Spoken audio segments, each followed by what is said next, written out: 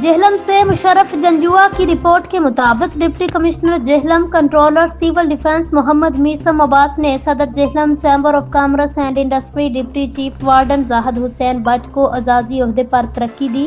जेहलम के मुकामी marriage hall में deputy chief warden Zahid Bhatt के एजाज में हलफ बर्दारी की पुरवकार तकरीब मुनक्किद की गई। हलफ बर्दारी की तकरीब में civil defence officer Mohammad Farhan, chief warden Chaudhry Bilal Arif ने deputy chief warden Zahid Bhatt को क्राउन लगाए।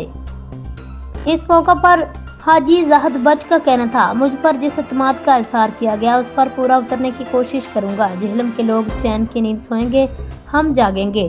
इस मौका पर सिविल डिफेंस की खवातीन वार्डन समेत सिविल डिफेंस के अफसरान और सिविल डिफेंस वार्डन्स ने भरपूर शिरकत की। Deputy chief warden Zahid Hussain Bhatt की तकरीबी हलफ बर्दारी में Jhelum chamber of commerce and industry के अहदेदारान समेत कारोबारी और अहम शख्सियात ने भी भरपूर शिरकत की। तकरीब के आखिर में deputy chief warden Zahid Hussain Bhatt को फूलों और नोटों के हार पहनाकर तमाम तकरीब के शुरका की जानिब से मुबारकबाद पेश की गई।